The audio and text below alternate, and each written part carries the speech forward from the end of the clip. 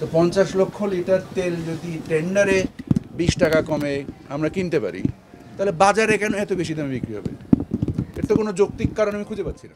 আপনারা দেখছেন যে চিনির দাম কমছে, আপনারা দেখছেন যে ইনশাল্লাহ ছোলার দাম কমবে, আপনারা দেখেছেন ডালের দাম কমেছে, আপনারা দেখেছেন যে মানে অন্য অন্য বেশ কিছু পণ্যের দাম কমেছে।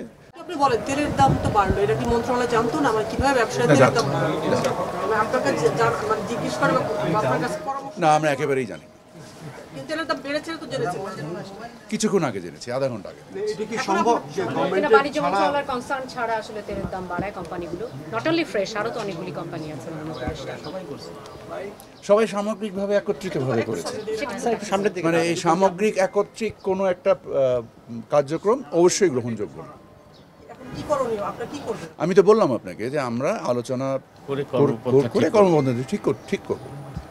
তাদের উপরে এটার কোনো আইনগত ভিত্তি নাই, যে কর্মকাণ্ডটা ওনারা করেছেন এর কোনো আইনগত ভিত্তি নাই। ওনারা যদি আপনারা দেখেছেন গতকাল আমরা পারচেস কমিটিতে টিসিবিতে আমরা কত হাজার টন তেল কিনলাম? না, 1 কোটি সয়াবিন 50 লক্ষ লিটার এবং রাইস ব্রান 1 কোটি। সেটা ওনারা যে দামে আজকে বাজারে বিক্রি করছে সেখান থেকে প্রায় 20 টাকা কম 20 টাকা কমে আমাদেরকেই তেল দিয়েছেন। তো বাজারে মানে 20 টাকা বেশি দামে তেল দেওয়ার কোনো কারণ, আমি তো যৌক্তিক কোনো কারণ খুঁজে পাচ্ছি না। গতকালই তো আমরা কিনেছি ওনাদের কাছ থেকে 50 লক্ষ লিটার তেল কিনেছি, 1-2 লিটার দাম। তো 50 লক্ষ লিটার তেল যদি টেন্ডারে 20 টাকা কমে আমরা কিনতে পারি, তাহলে বাজারে কেন এত বেশি দামে বিক্রি হবে? এর তো কোনো যৌক্তিক কারণ আমি খুঁজে পাচ্ছি না। কি ব্যবস্থা নেবেন তাদের উপর? কি আপনাদের নিয়ন্ত্রণ? আমি তো আপনাকে এক কথা সামনে নিয়ন্ত্রণ আছে কি নেই সেটা আমাদের পদক্ষেপের মাধ্যমে জানতে পারবেন। নিশ্চয়ই আছে। কিন্তু এই সিদ্ধান্তটা নিয়ে মন্ত্রণালয়কে না জানিয়ে আমি তো বললাম আপনাকে, আপনারা কতক্ষণ আগে জেনেছেন? আমি আধা ঘন্টা আগে জেনেছি। রাতে জেনেছি আমরা। আপনি রাতে জেনেছেন, আমি আধা ঘন্টা আগে জেনেছি। ব্যবসায়ীরা এত পাওয়ারফুল হয়ে গেল, মন্ত্রণালয়কে পাশ কাটিয়ে তেলের দাম বাড়িয়ে বাজারে দাম বাড়াচ্ছে। একটু ব্যবসায়ীদেরকে প্রশ্ন করেন। আপনারা আমরা আমাদের পদক্ষেপগুলো তো নিব, আমরা তো আলোচনায় বসছি। এটা তো আর মানে মার্কেটে যে তরল নিয়ে যুদ্ধ করার জিনিস না। আমাদের পদক্ষেপগুলো নেওয়ার জন্য আমাদের আলোচনার প্রয়োজন আছে।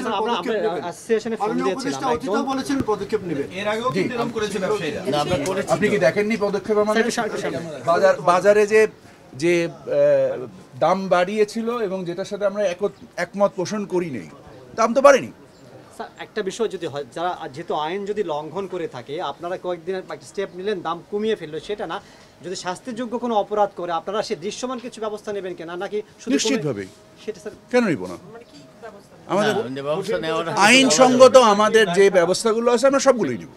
স্যার অ্যাসোসিয়েশন থেকে বলেছে যে দাম বাড়ানোর ক্ষেত্রে মিনিস্ট্রি বা ট্যারিফ কমিশনের অনুমোদন নেওয়ার কোনো বাধ্যবাধকতা নেই, সেটা তাদের বক্তব্য। তাহলে ওই কথা তো আমরা অ্যাকনোলেজ করি না। ধন্যবাদ আপনাদের। এই সরকারের থেকে কি ব্যবসায়ীরা বেশি পাওয়ারফুল হয়ে গেল? ওনারা এরকম দেখেন, আপনার এই ধরনের প্রশ্নের মানে দিজ আর অল মানে কি বলা যায়, মানে ধারণাপ্রসূত প্রশ্নের তো জবাব নাই কোনো। এটা ধারণাপ্রসূত না, এরকম না, ওনাদের বক্তব্যের উপরে আমাদের বক্তব্য চাচ্ছেন কেন? দেখা যায়নি। উত্তেজক এবং ধারণাপ্রসূত প্রশ্ন, মানে এই প্রশ্নের আমার তো আসে কি নাই সেটা আপনি আমাদের সক্ষমতার বিবেচনায় দেখবেন। স্যার অতীতে খুব একটা দেখা যায়নি এমন ঘটনা যে সরকারকে না জানিয়ে দাম বাড়তি দাম বাজারে চলে এসেছে, এমন খুব একটা দেখা যায় না। গত 15 বছর আপনি তো দেখেছিলেন যে তারা বিজ্ঞপ্তি আকারেও দাম বাড়িয়েছিল, যেটাতে আমরা রাজি হই নাই। গত 2.5 মাস তো অলমোস্ট ওই দামেই, পূর্বের দামেই বেচা কেনা হয়েছে। এবং যদি যৌক্তিক কোনো কারণ থাকে বাড়ানোর, আমরা we are happy to discuss. কারণ আমরা তো সরবরাহ ব্যবস্থাকে গতিশীল রাখতে চাই, আমরা তো সরবরাহ ব্যবস্থাকে বিঘ্নিত করতে চাই না। কিন্তু সেটা যেহেতু মানে আইনগত ভিত্তিতে এবং যে মানে কাস্টমারি যে প্র্যাকটিসটা ছিল তার মাধ্যমে এতদিন ধরে নির্ধারিত হয়েছে, ইনশাল্লাহ আমরা সেইভাবে সমাধান করব। না, আমরা এখনো সিদ্ধান্ত নিইনি। আমরা ডাকবো কি আমরা আমাদের ব্যবস্থা নিব সেটা আমাদের আলোচনার মাধ্যমে, সিদ্ধান্ত গ্রহণের মাধ্যমে আপনারা জানতে পারবেন। একটু ভিন্ন বিষয় জানতে চাই, রোজাকে ঘিরে আপনাদের প্রিপারেশনটা কি বাণিজ্য মন্ত্রণালয়? ইনশাল্লাহ আলহামদুলিল্লাহ সব কিছুই ভালো প্রিপারেশন আছে।